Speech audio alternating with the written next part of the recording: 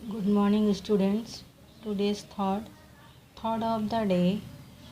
It is fine to celebrate success, but it is more important to hit the lesson of failure. अर्थात सफलता की खुशी मनाना अच्छा है, पर उससे ज़रूरी है अपनी असफलता से सीख लेना।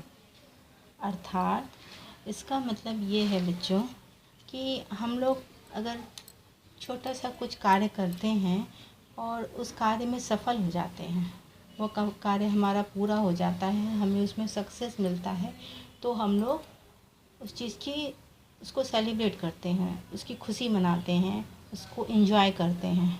लेकिन ऐसा भी तो होता है कि वह कार्य हमारा एक बार में सफल नहीं होता है, हम उसे बार बार करें तभी सफल हुए हैं। लेकिन उससे उस सफलता की खुशी मनाने से ज़्यादा ज़रूरी है कि जब हम पहली बार उस कार्य को करते हुए असफल हुए थे, तो अगर हम उससे सीख नहीं लेते और उस कार्य को दोबारा नहीं करते, तो आज की तारीख में हम सफल नहीं होते। तो हमें सफलता की खुशी मनाना चाहिए। ये नहीं कि जब भी अगर हम 4 बार उस कार्य को करें उसके बाद हम सफल होते हैं, ऐसा नहीं है कि हमें उस सफलता में खुशी नहीं मनानी चाहिए। लेकिन हमें उस असफलता जो फर्स्ट टाइम हम असफल हुए थे उस कार्य को करते हुए, उसको भी एक बार याद करना चाहिए। अगर हम उससे सीख नहीं लेते तो हम आज की तारीख में सफल नहीं होते। अंडरस्टूड? अच्छा, आज का कोड है MPS कोड 81। ओके, आज मैं आप लोग को पढ़ाऊंगी हिंदी सेकंड का चैप्टर सेकंड तक हमारा कंप्लीट हो गया है। आज मैं पढ़ाऊंगी आप लोग को हिंदी सेकंड का चैप्टर 3। ओके, इसके पहले मैं एक बात बोलना चाहती हूँ।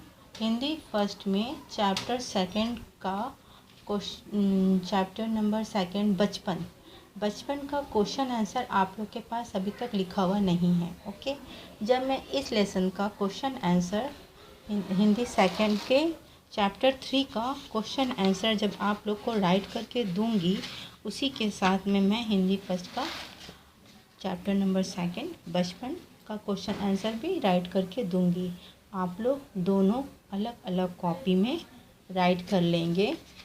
हिंदी फर्स्ट की कॉपी में हिंदी फर्स्ट का वर्क और हिंदी सेकंड की कॉपी में हिंदी सेकंड का work neat and clean right कीजिएगा।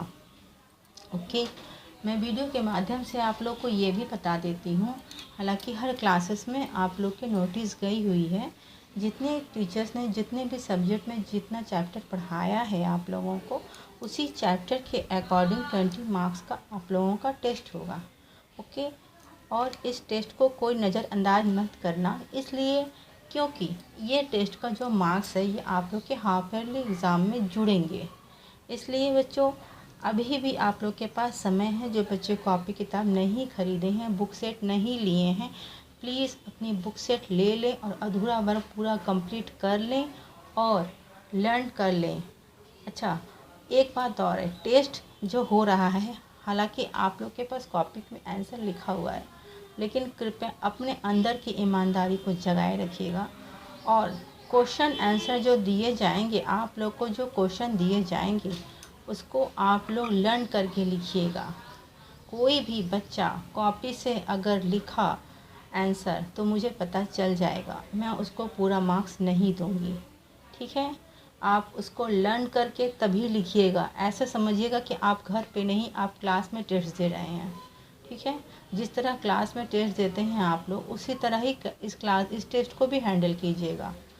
ये मत सोचिएगा कि घर में यहाँ कोई मैम नहीं देख रही, कोई सर नहीं देख रहा, लेकिन आपका अंदर का इंसान तो है, वो तो देख रहा है आपको कि आप स्कूल में लर्न करके लिखते हो और यहाँ पर देख कर लिख रहे हो, है ना। अच्छी बात नहीं है।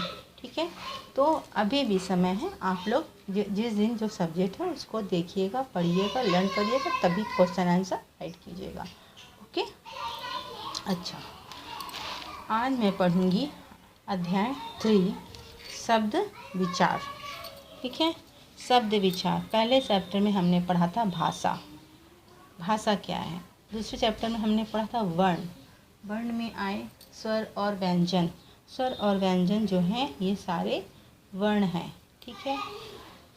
कुछ संयुक्त वर्ण भी हम लोगों ने पढ़ा। अब इन वर्णों को जोड़कर बने शब्द। अब इसके बाद वाले चैप्टर में इन्हीं शब्दों को जोड़कर बनेंगे वाक्य, ठीक है। लेकिन अभी हमारा चैप्टर है शब्द विचार, ठीक है। जो हमने सेकंड चैप्टर में पढ़ा था वर्ण, वर्ण को जोड़ करके ही शब्द बनाए जाते हैं और उन्हीं शब्दों के बारे में हम लोग आज पढ़ेंगे, ठीक है। शब्द का निर्माण वर्णों के सार्थक मेल से होता है। सभी वर्ण जुड़कर किसी न किसी अर्थ की ओर संकेत करते हैं। बिना अर्थ वाले वर्ण शब्द समूह शब्द नहीं कहलाते। जो वर्ण सटीक रूप से वर्णमाला की व्यवस्थित रूप से नहीं जोड़े जाते और उसका कोई पढ़ने में उसका कोई अर्थ नहीं निकलता है, तो उसका उस शब्द को कोई शब्द नहीं होता, तो इसलिए उसका कोई अर्थ भी नहीं होता। तो वर्णमाला में व्यवस्थित रूप से लगे हुए वर्णों से जब कोई एक शब्द नया शब्द बनता है और उस शब्द का अर्थ होता है, तो उसी को ही कहते हैं शब्द। उपयुक्त लिखे शब्द जैसे कमल और तितली वर्णों के सही क्रम के कारण एक विशेष अर्थ की ओर संकेत कर रहे हैं, जिससे आँखों के सक्षम एक चित्र उपस्थित हो जाता है। ये सार्थक अर्थ देने के कारण शब्द कहलाते हैं, क्योंकि एक सार्थक अर्थ दे रहे हैं। अगर हम का मा ला कमल होता है, ठीक है। लेकिन अगर हम का ला मा कलम लिख देंगे तो हालांकि इससे भी एक शब्द बन रहा है, लेकिन हमारा ये पिक्चर के अकॉर्डिंग ये शब्द सही नहीं है, ठीक है। जैसे तितली, अब तितली को अगर हम अरेंज करके नहीं लिखेंगे, सटीक तरीके से नहीं लिखेंगे, जैसे ता में छोटी ई की मात्रा, ता ला में बड़ी ई की मात्रा, तब बना तितली। अब इसको अगर हम ता में छोटी ई की मात्रा, ला में बड़ी ई की मात्रा ता, तो अगर हम इसको इस तरीके से लिखेंगे तो हम इस तरीके से पढ़ेंगे भी इसको तिलित। तिलित से क्या प्रतीक हो रहा है, ये इस पिक्चर में हमें तितली दिखाई दे रही है और हम पढ़ रहे हैं तिलिक, यानी कि शब्द सही नहीं है, ठीक है। यदि इन्हीं वर्णों का क्रम या मेल सही ना हो तो शब्द बनेंगे जैसे ला का मा, ला मा का। क्या हुआ, शब्द सही है नहीं। मा का ला मकल, शब्द सही है नहीं। मा ला का मलक, शब्द सही है नहीं। अब इसी तरीके से देखिए, ती ला लम्बे बड़ी इकार, ता में छोटी इकार, तो लीतली, लीत ती। फिर ता में छोटी ई की मात्रा, ला में बड़ी ई की मात्रा, तो ये वर्ड भी सही नहीं है और ये वर्ड भी सही नहीं है, ठीक है। जिस तरीके से हमने अभी आपको समझाया, अगर हम वर्णमाला के वर्णों को सटीक रूप से नहीं लिखते हैं, व्यवस्थित रूप से नहीं लिखते हैं, एक क्रम में नहीं लिखते हैं, तो ना वो कोई शब्द बनेगा और ना ही उसका कोई सटीक अर्थ निकलेगा। अंडरस्टैंड।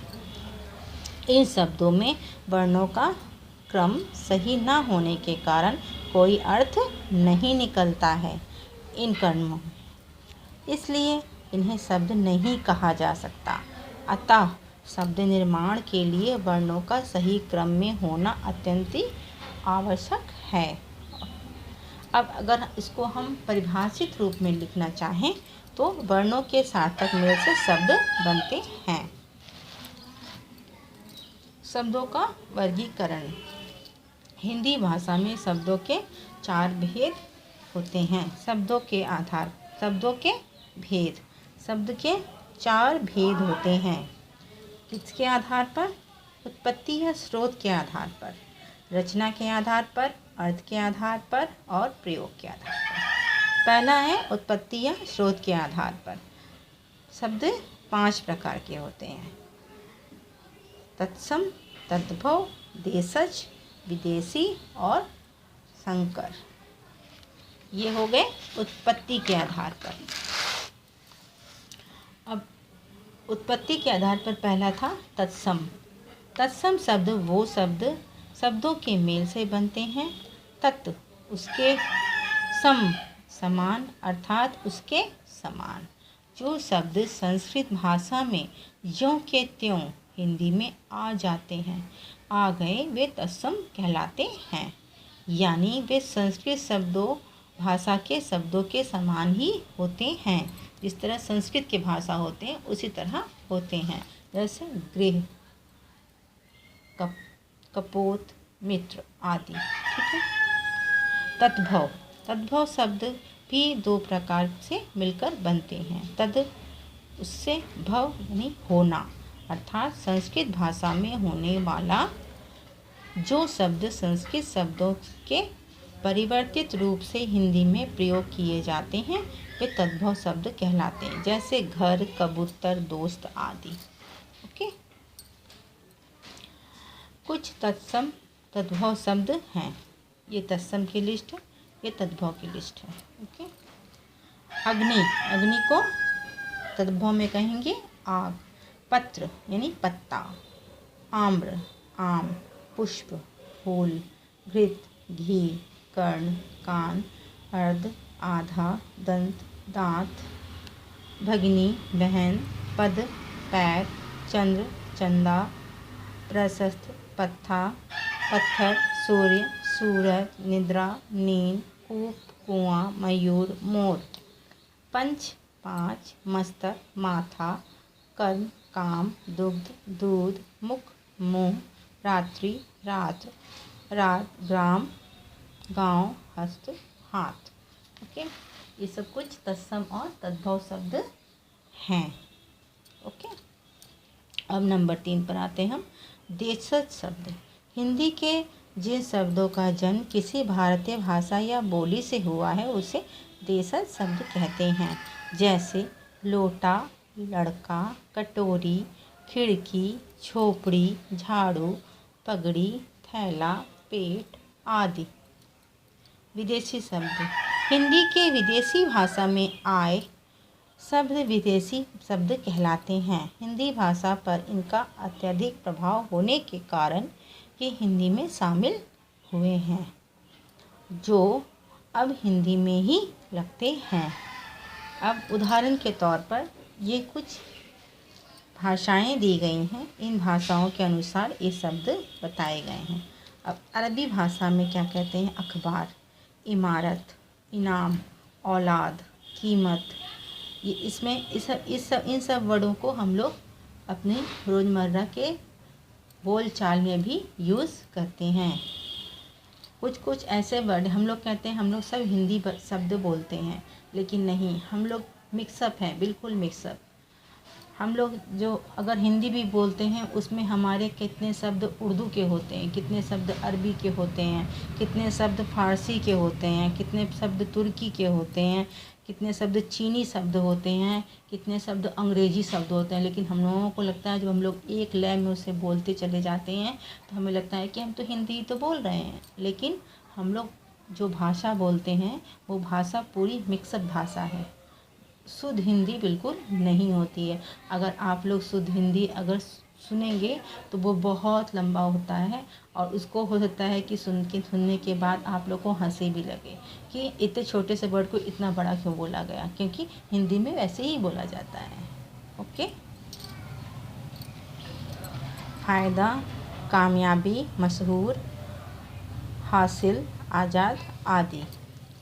फारसी में ज़मीन, चिराग, अस्पताल, शादी, गवाह, खजाना आदि। अंग्रेजी में doctor, pen, machine, ice cream, driver, teacher, hostel, degree, television, cigarette, court, station आदि। तुर्की चमचा, कुली, आका, तलाश आदि। पुर्तगाली में काजू, संतरा, आलपिन, गमला, साबुन, कमीज, अलमारी आदि। चीनी भाषा में लीची, चीनी, तूफ़ान, चाय, पटाखा आदि। अब नंबर 5 है नंबर 4 हो गया विदेशी, नंबर 5 में संकर। वे शब्द जो दो भिन्न भाषाओं के योग से बनते हैं, भिन्न भाषाओं के योग से बनते हैं। कुछ ऐसी भाषा भी होती है, विदेशी भाषा भी, और कुछ स्वदेशी भाषा भी, ठीक है। वैसे भाषाओं को कहते हैं संकर भाषा। उदाहरण जैसे रेलगाड़ी, ठीक है, में रेल शब्द अंग्रेजी तथा गाड़ी शब्द हिंदी से आया है, अतः यह संकर शब्द है। उदाहरण स्वरूप देखिए, हिंदी प्लस संस्कृत यानी मांग पत्र, है ना। मांग हो गया हिंदी, पत्र हो गया संस्कृत। अब हिंदी अंग्रेजी का मेल है। ठलुआ, क्लब, लाठी चार्ज आदि अंग्रेजी और हिंदी का मिश्रण। रेलगाड़ी, टिकट घर आदि हिंदी और फारसी का मिश्रण। घड़ी, साज, धन, दौलत, बैठक, बाज आदि अरबी और संस्कृत का। फिजूल खर्च, तहसीलदार आदि, ओके। अब नंबर 2 था, रचना के आधार पर शब्दों के 3 भेद होते हैं। एक रूढ़, यौगिक, योग रूढ़। रूढ़ शब्द वे शब्द जो प्रयोग होते होते किसी अर्थ विशेष के लिए निश्चित हो गए, जिनके अलग करने पर कोई अर्थ नहीं निकलता, उन्हें रूढ़ शब्द कहते हैं। जैसे घर, हवा, पुस्तक, घोड़ा, चश्मा आदि। यौगिक नंबर 2, योग का अर्थ अर्थात मेल अर्थात जुड़ना। जो शब्द दो शब्दों के मेल से बनते हैं उसे यौगिक शब्द कहते हैं। जैसे राज प्लस कुमार राजकुमार, देश प्लस भक्त देशभक्त, राज प्लस भवन राजभवन, डाक प्लस घर डाकघर, देव प्लस आलय देवालय, पाठ प्लस शाला पाठशाला। ओके। यौगिक रूढ़ वे शब्द जो यौगिक होते हुए भी किसी विशेष अर्थ को प्रकट करते हैं, जैसे उन्हें योग रूढ़ कहा जाता है। उनकी यह विशेषता होती है कि ये किसी व्यक्ति विशेष के लिए प्रयोग किए जाते हैं। जैसे पंकज, पंग मतलब होता है कीचड़ से उत्पन्न होने वाला यानी कमल। गजानन, गज के मुख वाला अर्थात गज यानी हाथी। गणेश। दशानन, 10 मुख वाला, एक ही है रावण। नीलकंठ, नीलकंठ नीले कंठ वाला, एक ही थे, एक ही हैं, एक ही रहेंगे। शिव के अर्थ के आधार पर शब्द भेद 2 प्रकार के होते हैं, सार्थक और निरर्थक। सार्थक शब्द जिन शब्दों का कोई अर्थ निकलता हो, जिन शब्दों का कोई अर्थ निकलता है उसे सार्थक शब्द कहते हैं। भाषा में केवल सार्थक शब्दों का ही प्रयोग होता है। सार्थक शब्द 4 प्रकार के होते हैं, एकार्थ, अनेकार्थ, पर्यायवाची और विपरीत।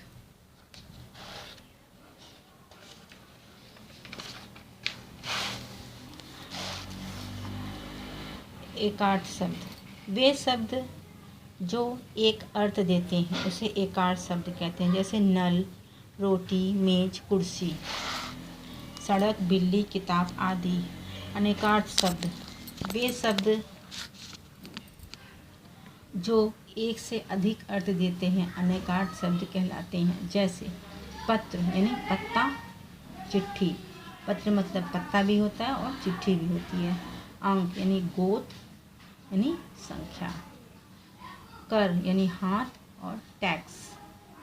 कल यानी पिछला दिन, अगला दिन। चैन और मशीन का पुर्जा। पर्यायवाची शब्द पर्यायवाची शब्दों को सार्थक शब्द भी कहते हैं। वे शब्द जिनका अर्थ समान होता है वो पर्यायवाची या समान अर्थ वाले शब्द कहे जाते हैं। जैसे हवा, हवा में इसके समान अर्थ क्या है? वायु, समीर, पवन, अनल। जल, पानी, नीर, हबू, पेय। आकाश, गगन, आसमान, नभ, अंबर। सूर्य, रवि, दिनकर, दिवालय, दिवाकर, दिनेश। माँ, अम्बा, माता, जननी। अब है विपरीतार्थक शब्द। वे शब्द जो एक दूसरे का उल्टा या विपरीत अर्थ देते हैं विपरीतार्थक शब्द कहलाते हैं। उन्हें विलोम शब्द भी कहा जाता है या उल्टा शब्द भी कहा जाता है, जैसे उचित, अनुचित, सुख, दुख, अमीर, गरीब, रात, दिन, अंधकार, प्रकाश, आशा, निराशा। अब ये हो गए सार्थक शब्द के भेद। अब निरार्थक शब्द। जिन शब्दों का कोई अर्थ ना निकले वे निरार्थक शब्द कहलाते हैं। इनका प्रयोग केवल बोलचाल में ही किया जाता है, जैसे रोटी, पोटी, कपड़े, वपड़े, तुकबंदी जिसको कहते हैं, राइमिंग वर्ड्स, खाना, वाना। वहाँ बोटी, कपड़े और वाना निरर्थक शब्द है, इसका कोई अर्थ नहीं है ना। अच्छा, अब है नंबर 4। प्रयोग के आधार पर शब्द को 2 भागों में बांटा गया है। एक विकारी शब्द, एक अविकारी शब्द। विकारी शब्द संज्ञा, सर्वनाम, विशेषण और क्रिया के होते हैं। अविकारी शब्द क्रिया, विशेषण, संबंधबोधक, समुच्चयबोधक और विस्मयादिबोधक शब्द जो होते हैं वे अविकारी शब्द होते हैं। जिन शब्दों में लिंग, वचन और कारक के कारण विकार अथवा परिवर्तन होता है उसे विकारी शब्द कहते हैं। ये 4 प्रकार के होते हैं, संज्ञा, सर्वनाम, विशेषण और क्रिया। अविकारी शब्द जो शब्द के रूप, जिन शब्दों के रूप में लिंग, वचन और कारक के कारण कोई विकार अथवा परिवर्तन नहीं होता है उसे अविकारी शब्द कहते हैं। ये भी 4 प्रकार के होते हैं, क्रिया विशेषण, संबंध बोधक, समुच्चय बोधक और विस्मयादि बोधक। ओके, इस तरीके से बच्चों ये चैप्टर हमारा पूरा हुआ है। मैं आप लोग को इसकी फ़ोटो दूंगी, जिसके पास बुक नहीं इसको पहले एक बार घर में रीड कर लीजिएगा। ओके, अब हम लोग आते हैं एक्सरसाइज पर। ये क्वेश्चन आंसर है, PDF द्वारा आपके पास पहुंचेगा।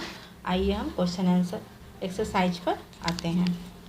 वर्णों के सार्थक समूह में जिसका निर्माण होता है, क्या किसका निर्माण होता है? शब्द, वाक्य, वर्णमाला या शब्दमाला? शब्द का। ओके, शब्द का टिक लगाइए। हिंदी में संस्कृत भाषा के ज्यों के त्यों प्रयोग होने वाले शब्द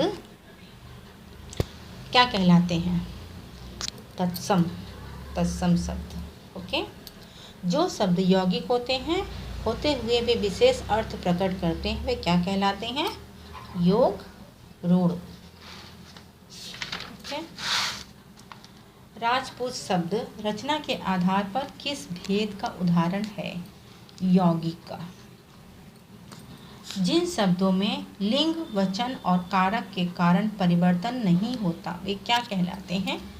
अविकारी। ओके,